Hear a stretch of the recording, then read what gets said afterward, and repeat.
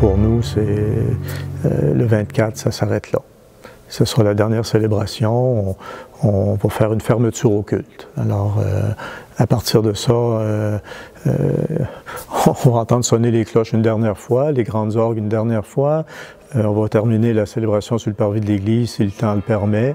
Puis on va fermer les portes et c'est ainsi que ça s'arrête.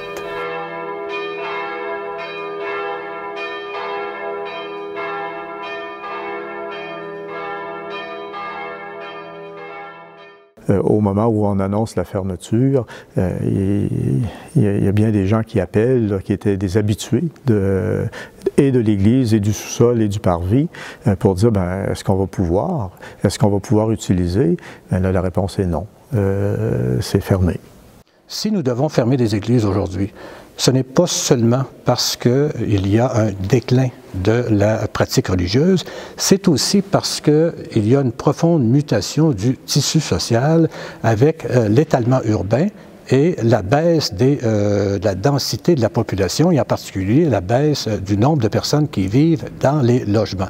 Ce quartier était densément peuplé à la fin du 19e siècle et dans la première moitié du 20e siècle. Les logements qui entourent l'église comptaient souvent des familles de 6, 7, 8, 10 membres, des ménages multifamiliaux, souvent avec les grands-parents qui habitaient avec les enfants et les petits-enfants. Aujourd'hui, autour de nous, les ménages sont de taille beaucoup plus réduite. Et donc, il y a une densité de population moins grande qui fait que ce facteur, joint à la baisse de la pratique religieuse, explique aussi pourquoi il y a une crise, si on veut, qui touche la fréquentation des églises.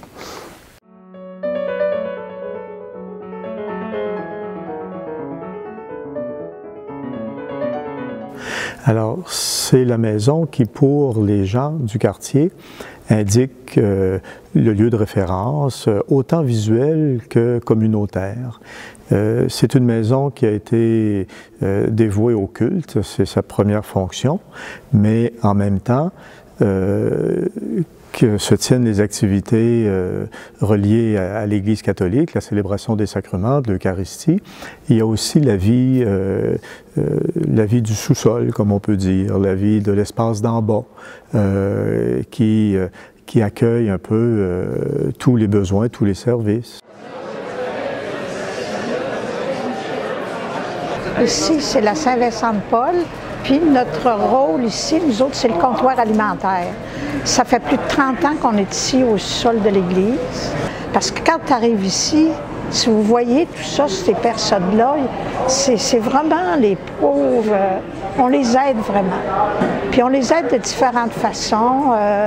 Ils ont manque de chaussures, ils vont venir me voir, je leur signe un petit papier, je les envoie chez Blanchet, ici, le magasin, ils vont chercher des souliers, puis j'ai un bienfaiteur qui paye pour ça. Ils ont besoin d'autres choses, bien là, moi j'ai toute une liste, j'ai dirige ici, là, et puis on essaie de les aider plus qu'on peut, là, tu sais, là.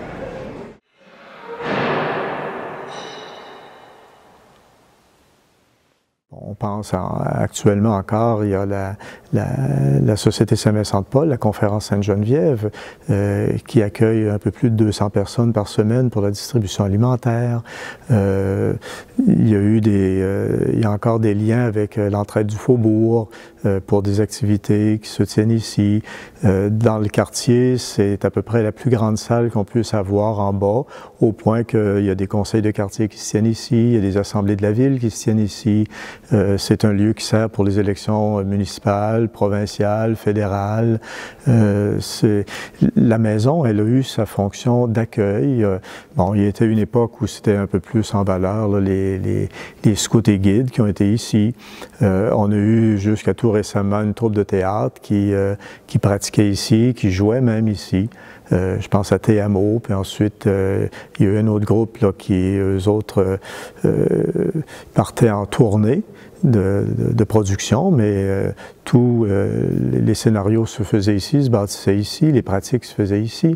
Alors, bon, puis on pense aussi à l'activité culturelle de la maison avec les grandes orgues. Il y a des concerts jusqu'à Noël dernier. Il y a eu des concerts ici, le fameux concert de Noël, le grand concert de Noël. Alors, c'est un lieu qui, en dehors de la vie liturgique, a été ce lieu d'accueil, ce lieu de rassemblement, ce point de service, ce point central. À chaque année, l'été, ça paraît pas, mais on reçoit environ, je dirais, une dizaine de mille de personnes. Alors, 10 000 personnes qui passent par l'Église de partout. Je vous dirais des gens d'ici, d'autour, qui viennent plus souvent, qui amènent des visiteurs, des gens du Québec qui font le tour et évidemment qui s'arrêtent parce qu'ils voient la grosse église, puis la porte est ouverte évidemment et ils viennent, des gens de l'extérieur, des États-Unis, d'Europe. Et je vous dirais qu'à chaque été, on essaie de faire signer des gens, on a des beaux commentaires et vraiment tous positifs. Et ce qui m'a toujours frappé à Saint-Jean-Baptiste de nos 3 églises, c'est l'assemblée la plus diversifiée, puis d'une certaine manière, celle où il y a le plus de jeunes en comparaison des 2 autres églises que nous avons. On les amenait dans le sanctuaire, puis on leur disait, regardez le maître-autel. Et si on prend tout ce qui est posé sur le maître-autel et le maître-autel lui-même, comptez le nombre d'anges qui s'y trouvent. Mais ils étaient tous surpris quand je leur disais que la réponse était 79. Alors ça, c'est vraiment un beau souvenir. Et pour moi, là, ce qui me fait le plus peur, c'est pas ce qu'on va faire de la bâtisse, c'est qu'est-ce qu'on va faire de la communauté. Il n'y a pas d'étrangers ici. Il n'y a pas de différence ici. On sait que la communauté gay est dans le quartier Saint-Jean-Baptiste. Il n'y a jamais de jugement, il n'y a jamais de remarques déplacées. Ici, chacun est chez eux. Et chacun est en église, chacun est en communauté, tel qu'il est. Riche ou pauvre, peu importe.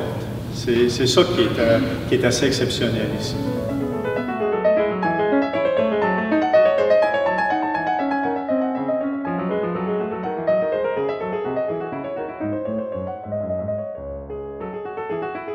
Si on regarde actuellement le presbytère qui appartenait à la fabrique autrefois et qui a été vendu au début des années 2000, bon, et qui regroupe, là, qui est le lieu de bien des comités qui assurent la vie du quartier Saint-Jean-Baptiste. Bon, là, je ne pourrais pas tous les nommer, mais comités citoyens, une friperie, bon, il y a plein de choses, là. Quand on l'a su le 18 février, tout de suite, c'est ça qu'on a dit, les pauvres, ce qu'on va avec eux autres. Ouais. Alors là, on est en recherche. On a 2 locales que là, qui sont prêtes à nous accepter. Mais là, il faut faire un choix. Il faut s'en aller dans le... On ne peut pas éloigner. Les pauvres sont ici. C'est partir de Bourg-la-Marque, aller jusque dans le Vieux-Québec, parce qu'on reçoit le Vieux-Québec. Alors, la bâtisse... la mère Mallet, que maintenant c'est le groupe d'Alaire qui a acheté.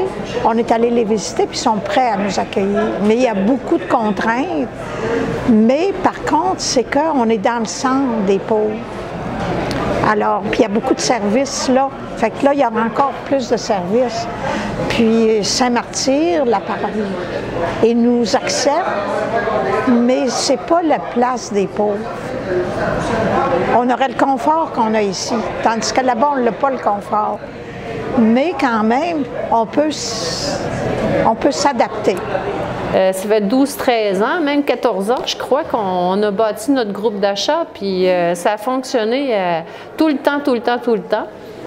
Puis là, ce qui nous met des bâtons dans les roues, c'est justement la fermeture de l'Église. On va être obligé d'abandonner. On n'a comme pas le choix, là. Le groupe d'achat, en quoi consiste notre groupe d'achat? C'est un groupe qui a été créé justement pour aider les gens moins nantis à avoir un meilleur pouvoir d'achat. Au lieu d'acheter au prix régulier sur le marché, ils puissent acheter au prix du gros avec les fournisseurs en direct. et par l'entremise aussi de Moisson Québec. Fait que ça se fait ici au sol de l'église à chaque mercredi, le lundi et mercredi du mois. Ça fait que là, les gens, ben, ils sont contents. Ils ont du fromage, des fruits, des légumes, que sans ça, ils ne seraient même pas capables de se permettre de se le payer autrement.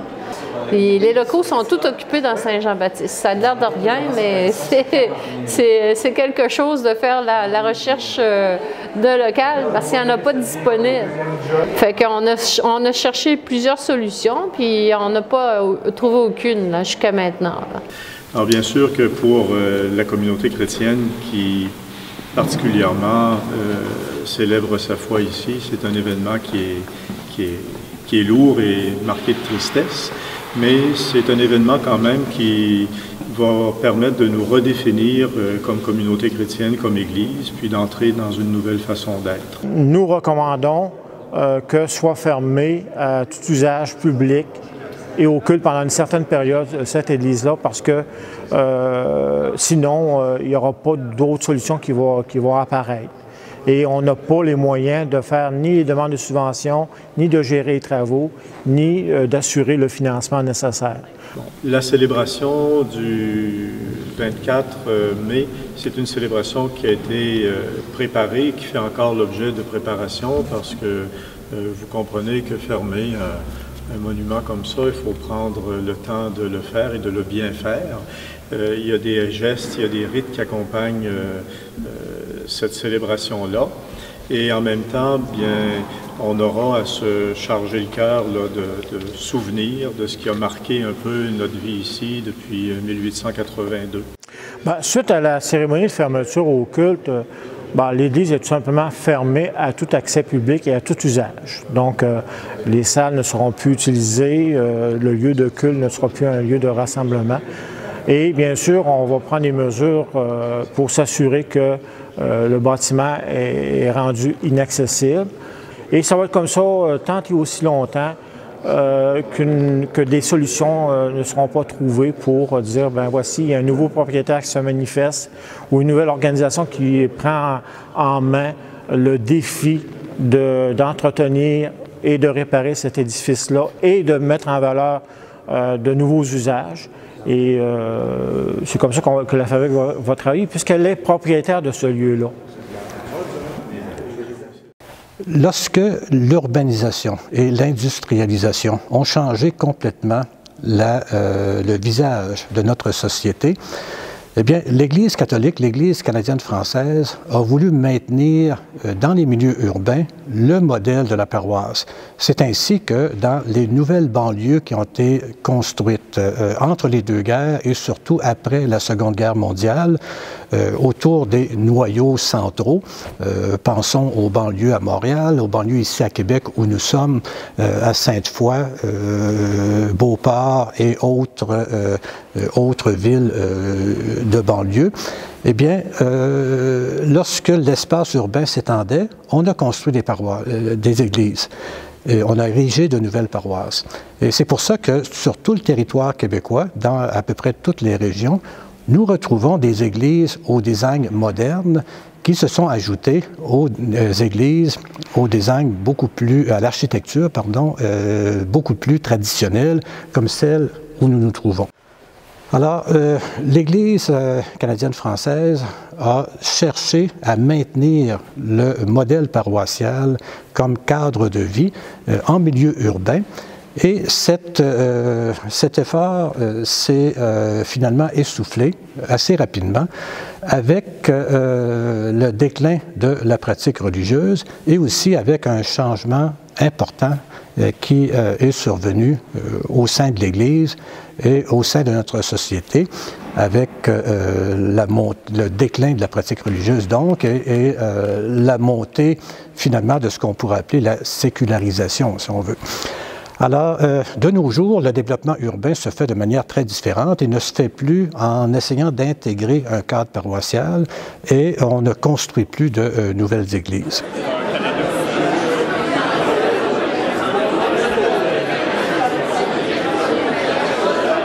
Le salon ne pourra plus avoir lieu à l'église Saint-Jean-Baptiste.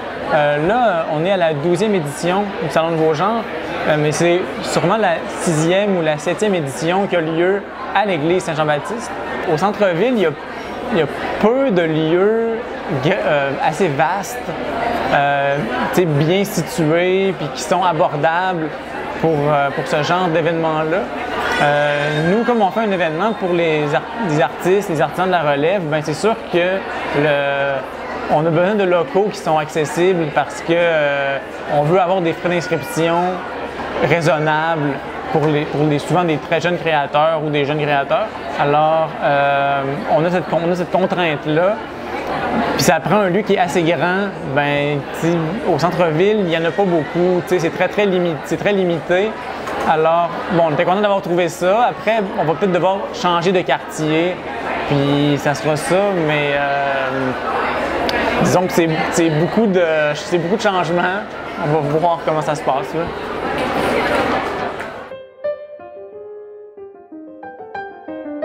L'église Saint-Jean-Baptiste apporte beaucoup de va-et-vient dans le coin. Les gens, moi en plus, dans les escaliers ici, les escaliers de la boutique, c'est quasiment un des meilleurs points de vue pour prendre le clocher de l'église en photo.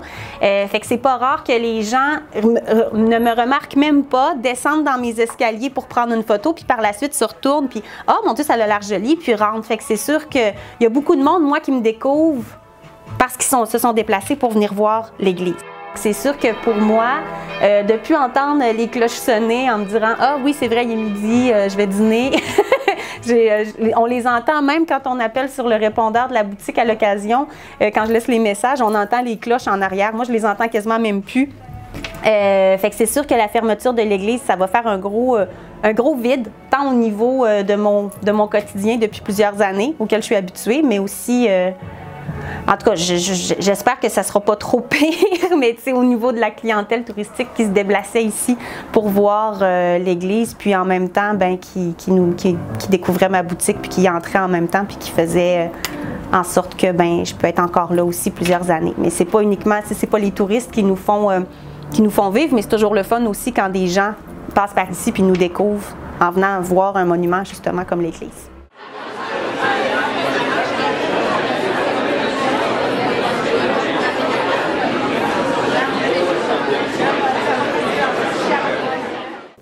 Quand on fait un événement qui a le moindrement d'importance, Saint-Jean-Baptiste est ciblé. Et quand on est à la Basse-Ville et qu'on regarde ce que nous présente la Haute-Ville, c'est l'église Saint-Jean-Baptiste qui se profile et on la voit de loin. Et c'est un point de fierté. On dit même que l'architecte Peachy, qui a construit l'église, a attendu que la tour du Parlement soit terminée pour poser la croix, pour que la croix du clocher soit plus haute que le mât du drapeau.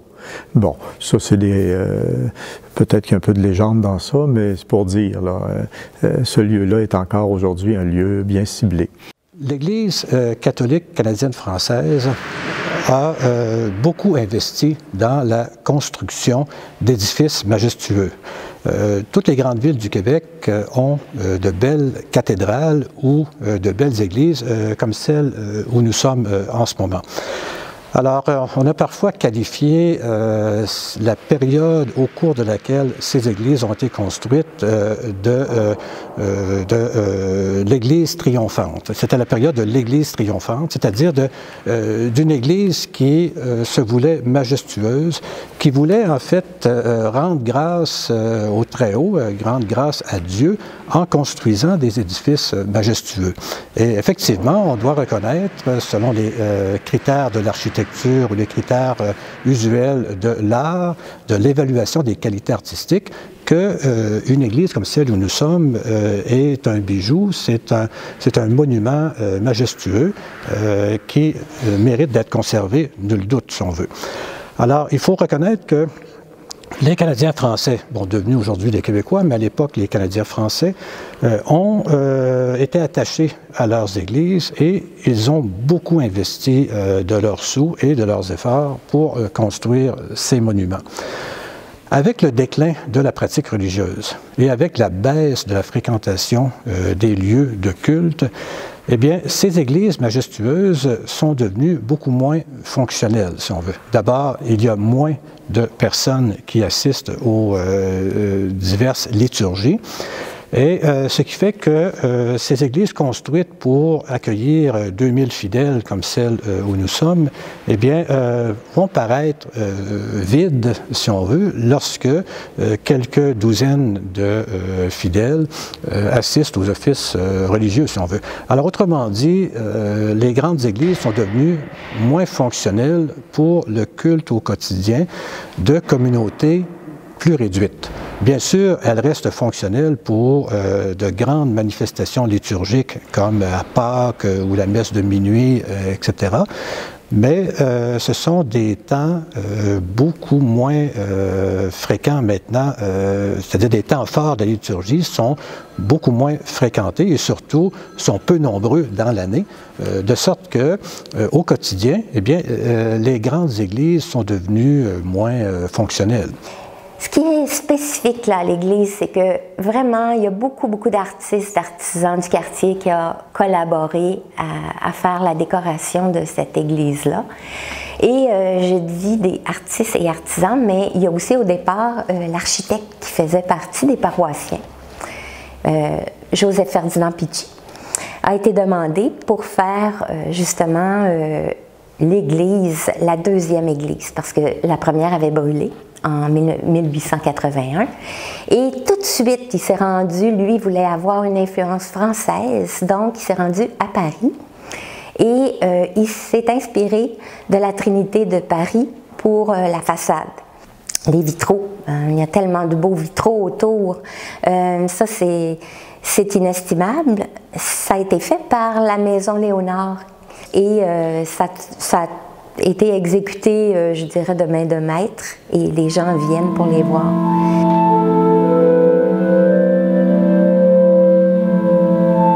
L'ordre du temps, au départ, c'était une Napoléon Déry. Napoléon Déry, c'était encore un paroissien. Donc, on était chanceux, on avait tous ces gens-là à la portée. Alors, lui avait construit son orgue, sauf que Monseigneur Laberge ne le trouvait pas assez puissant. Donc, il a demandé, il a fait appel aux frères Casavant, qui ont gardé quand même à l'intérieur le Napoléon Déry. Ils ont quand même gardé des tuyaux et du mécanisme, sauf qu'eux l'ont bâti beaucoup plus complet, je vous dirais, avec 5000 tuyaux. Ça paraît pas, en façade, ça paraît pas, mais à l'intérieur, cet orgue-là est très, très puissant.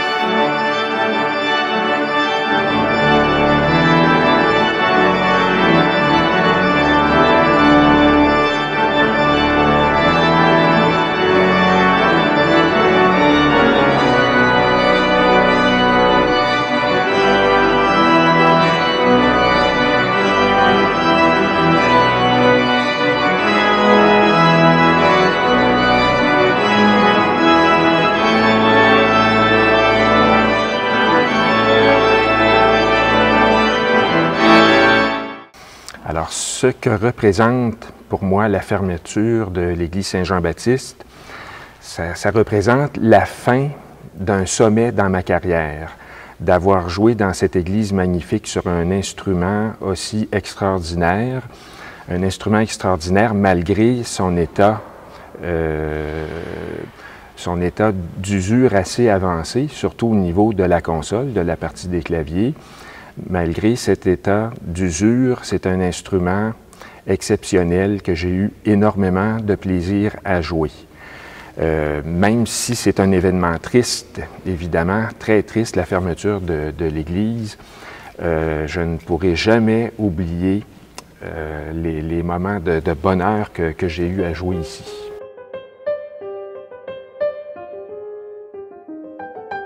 On a fait une pétition, ils ont tous signé, tout le monde a signé, mais on l'a présenté, mais on nous a dit qu'il n'y avait pas... On est obligé de se plier. Alors, on ne l'accepte pas, mais on n'a pas le choix. Là. Tu sais, il semblerait que c'est définitif. Est-ce que vous voulez signer ma pétition, pardon, pour la non-fermeture de notre Église? Oui. Je remercie infiniment. Ça va nous encourager, ça va nous appuyer dans nos démarches. On a chanté pour sauver l'Église et on a fait des concerts bénéfices aussi pour sauver l'orgue. Et ce qu'on a réussi à faire d'ailleurs. Puis avec tout ça, on pensait que l'Église continuerait sa vocation, puis on était assuré que là, on se ferait plus tanner avec cette histoire-là de fermeture. Je trouve que ça n'a aucun non-sens. Fait que là ici, c'est notre église Saint-Jean-Baptiste qui veut le fermer. Et la prochaine, c'est laquelle? Saint-Dominique. Fait que je m'excuse, là, le sillon, là, de tout disparaître les églises, c'est pas extraordinaire, là. Il faudrait penser à d'autres choses. Puis moi, ce que je comprends pas là-dedans non plus, là, c'est que même les assemblées de quartier, du conseil de quartier, l'assemblée de la ville, se sont fait ici.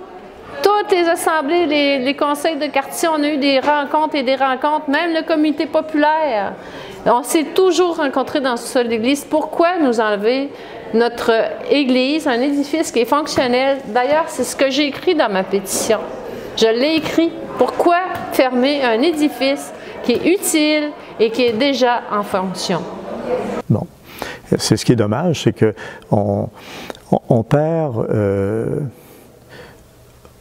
ce lieu de rassemblement naturel. Qu'on y vienne porté par la foi ou qu'on y vienne porté par autre chose, l'Église demeurera toujours un lieu central, un lieu vers lequel naturellement on regarde et vers lequel naturellement on se dirige.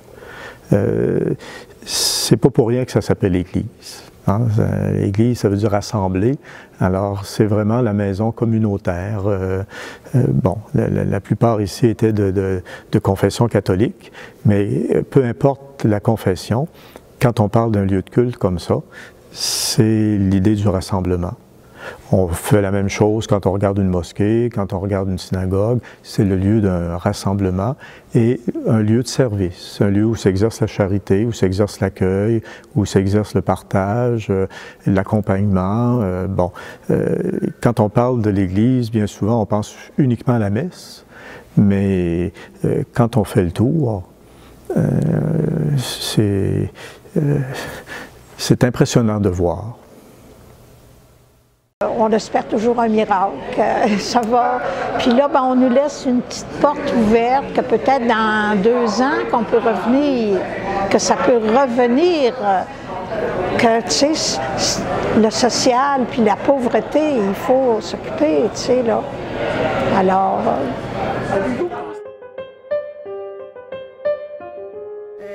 À partir du moment où l'Église elle est protégée par le Conseil du patrimoine religieux du Québec, il y a quand même un certain nombre de barrières qui font en sorte qu'il n'y a pas n'importe quel promoteur immobilier qui peut arriver, racheter l'Église et en faire ce qu'il veut, parce qu'il y a des éléments patrimoniaux à préserver.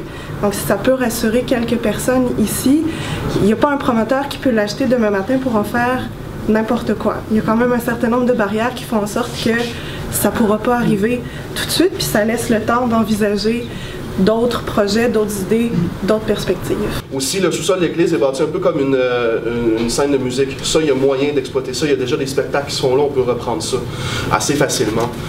De là, on peut aller tirer des revenus aussi. Dans les locaux qui sont là, il y a moyen d'avoir des bonnes isolations. Déjà, il y avait un des sacristains qui avait une salle de musique dans le sous-sol. Ça, il y a moyen de réutiliser ça, faire de l'isolation, mettre des salles de répétition. C'est pas nécessairement ce qu'il y a il n'y en a pas dans le quartier Saint-Jean-Baptiste. Si je me trompe, il faut descendre dans Saint-Roch. Donc des salles de location pour les artistes, ça pourrait être très intéressant. Peut-être à moyen terme d'isoler le chœur, puis la sacristie, puis garder un espace confessionnel là. C'est l'espace le plus sacré de l'église. Peut-être pas pour les... Ça serait peut-être difficile de garder aussi les hôtels latéraux à Sainte-Marie puis à Saint-Joseph. Par contre, au moins le chœur puis la sacristie, ça, il y aurait moyen de séparer. En plus, la tourelle de côté sur Saint-Jean, il y a très facilement moyen d'isoler cette entrée-là puis faire un endroit pour les croyants. Quitte à ce que ça soit multiconfessionnel ou peu importe, mais au moins que les gens du quartier aient encore un endroit sacré et beau pour aller prier. Est-ce qu'il y a des gens d'affaires aussi parmi nous aujourd'hui?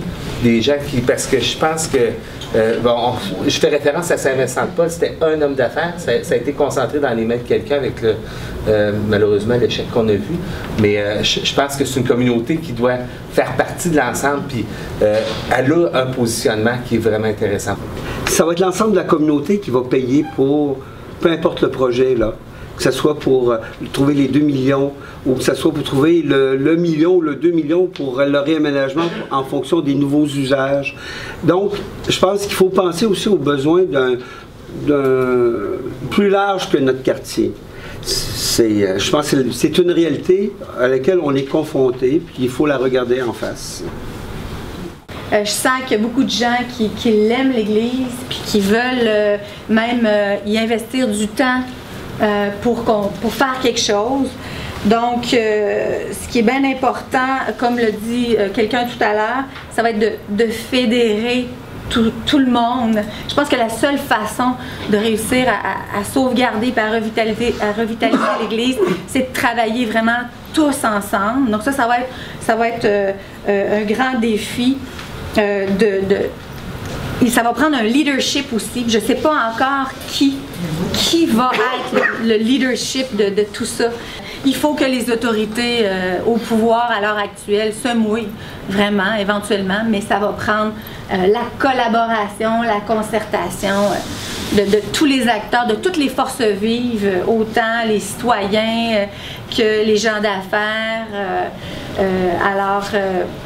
Je conclue en disant que je trouve que c'est bien parti. Il y a un petit mouvement qui s'enclenche, puis j'espère que ça va faire boule de neige. Puis moi, j'y crois, je suis avec vous là-dedans, c'est certain.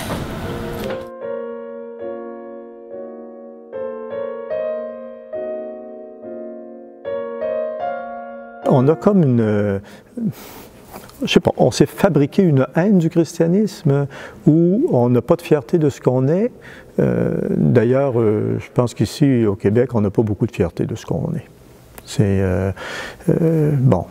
Là, on veut se départir de tout symbole religieux, de tout. Il va falloir peut-être même aller jusqu'à changer le drapeau de la province parce qu'il est essentiellement religieux, le drapeau de la province de Québec. On a tellement réécrit l'histoire pour en évacuer le sens religieux ou encore l'intervention religieuse que finalement on a créé un vide, où on a créé une histoire qui est fausse, où on a façonné une histoire qui n'est pas la nôtre. Mais tout ça a contribué à faire en sorte que les gens sont entrés davantage dans une indifférence, voire même dans un rejet, voire même dans... bon. Et bien, l'Assemblée, c'est des fêtes tout doucement. Bon, on a dit qu'on avait eu ici au Québec une pratique sociologique, puis que ceux qui restent, ce sont les vrais croyants. On peut dire ça. Mais il n'en demeure pas moins que ceux qui ont quitté tout doucement devraient quand même porter un jugement d'admiration sur tout ce qui a été fait. Ça, c'est, si on veut être honnête, là. Bon. Et aujourd'hui, bien, moi je me rends compte, c'est qu'on est indifférent à tout. Cela ne veut pas dire que les catholiques d'aujourd'hui, notamment les personnes les plus âgées qui continuent de rester fidèles à la foi de leur enfance, n'ont plus de convictions. Bien au contraire, les convictions sont restées vivantes. On peut dire aussi qu'il y a eu une sorte de revitalisation de la conviction religieuse comme telle, mais ça touche une fraction de la population plus faible. Et il faut dire aussi que la conviction religieuse maintenant, que l'éducation religieuse, l'éducation à la foi, vient en concurrence avec d'autres institutions. La fréquentation des églises le dimanche, il ne faut pas se leurrer, vient en concurrence avec la fréquentation des centres commerciaux. Et nous le savons tous qu'il y a beaucoup plus de personnes qui fréquentent les centres commerciaux le dimanche que l'église le matin. On veut se démarquer de cette époque-là et par le fait même, on renie son passé. Comment voulez-vous construire une société distincte, autonome, souveraine, indépendante, mettez les termes que vous voulez, quand on a sapé l'histoire et qu'on a sapé la fierté? Lorsque le contexte sociologique a changé, lorsque la société est devenue beaucoup plus ouverte, pluraliste, urbanisée, lorsque les médias sont arrivés, lorsque le Québec s'est ouvert au monde, eh bien, cet aspect du catholicisme ritualiste a été en quelque sorte abandonné et tout se passe comme si on avait jeté le bébé avec l'eau du bain.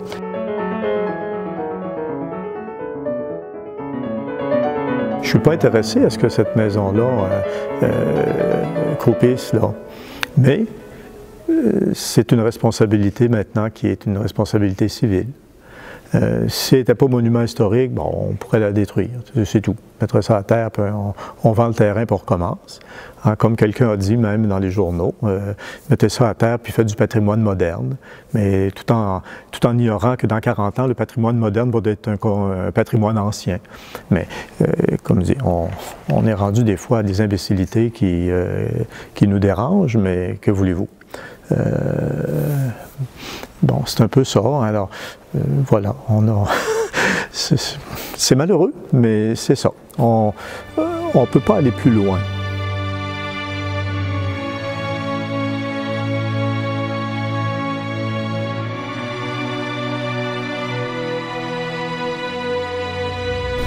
Alors, mesdames, messieurs de la presse, bienvenue dans ce monument exemplaire, identitaire, qui est l'Église Saint-Jean-Baptiste de Québec.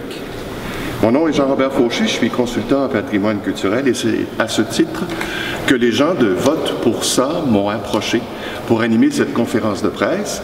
On m'a aussi consulté pour la préparation du questionnaire dont on vous lance aujourd'hui l'existence et c'est l'objet de notre conférence de presse d'aujourd'hui. Alors, c'est le début d'une grande opération de sauvegarde et de mise en valeur de ce lieu identitaire, comme je disais tout à l'heure, solidement inscrit dans le paysage de la Ville de Québec depuis plus de 135 ans. Et si on ajoute la première église, c'est plus de 150 ans en réalité.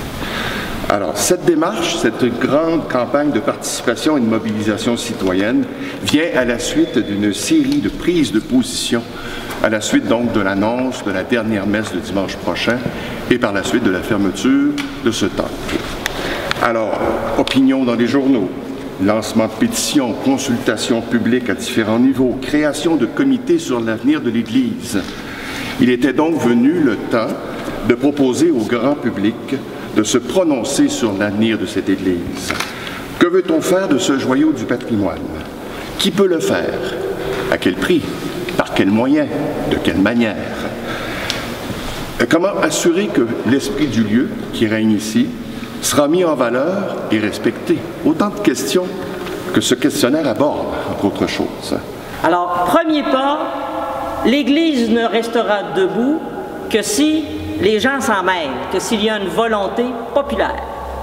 Alors, cette volonté populaire nous donne une chance de s'exprimer à la manière dont ça se fait aujourd'hui.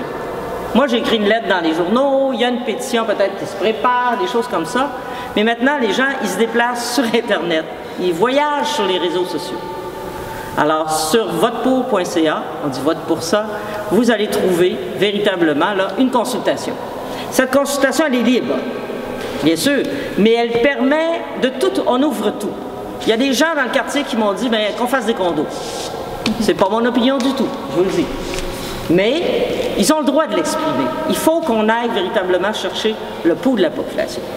Allez sur votepour.ca, allez-y. Exprimez votre opinion et à partir de là, il y a des gens qui se tendent déjà la main et qui sont en train de travailler à faire que nous conservions cette Église pour une utilité laquelle vous exprimez. Alors, bien sûr, pour que la Ville et d'autres grands partenaires fassent le pas d'embarquer dans ce défi extraordinaire de revitaliser cette Église, il y a deux éléments importants qui sont fondamentaux. Un, la mobilisation de la population, que les gens se mobilisent et confirment leur volonté que cette Église soit conservée et revitalisée.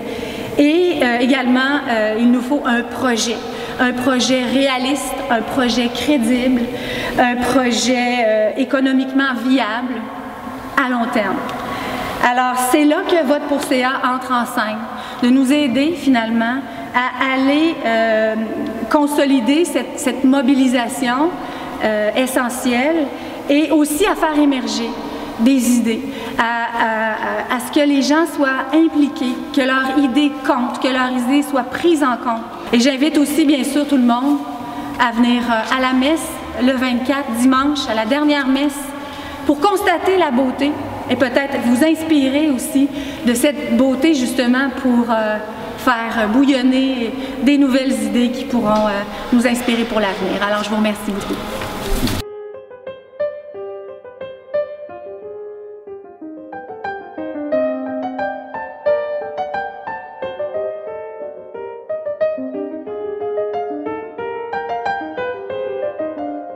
On avait un projet ici avec Ecclésia pour faire de l'église une salle multifonctionnelle, tout en gardant 300 places pour le culte.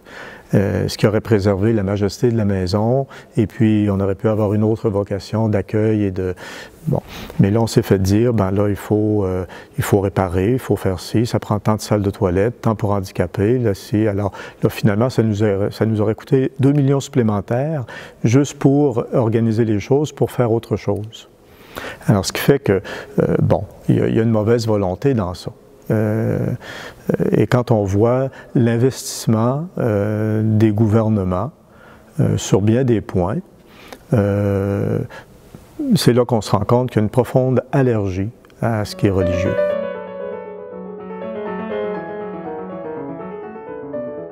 Comment ça se fait qu'on est arrivé à décrire toute cette période de notre histoire comme étant une époque noire? Ça, j'avoue qu'il y a des séquences qui me manquent beaucoup. Est-ce qu'on voulait se libérer d'une Église qui, dit-on, était trop autoritaire? Bon, est-ce que l'Église était si autoritaire que ça? Elle était organisée.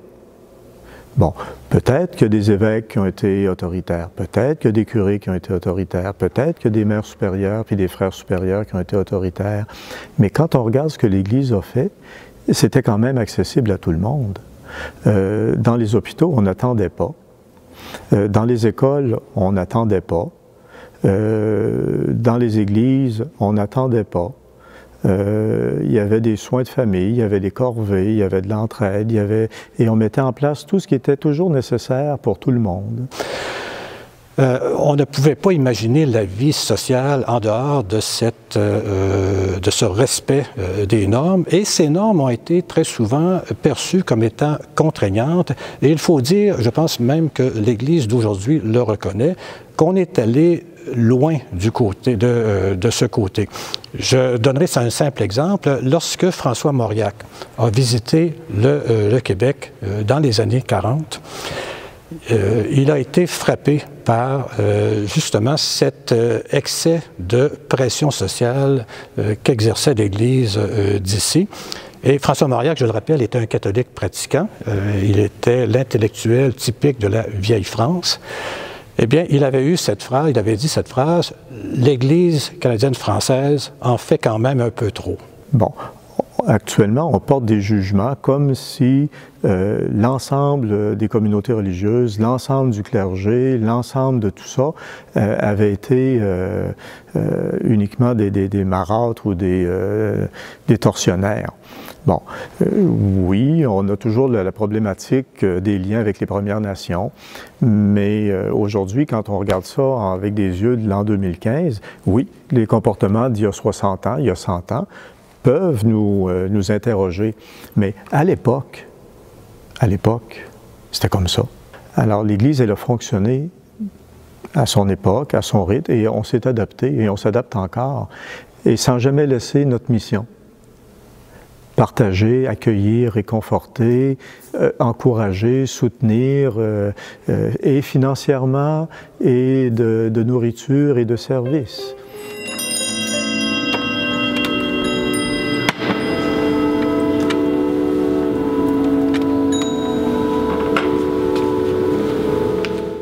Je pensais perdre mon emploi, hein.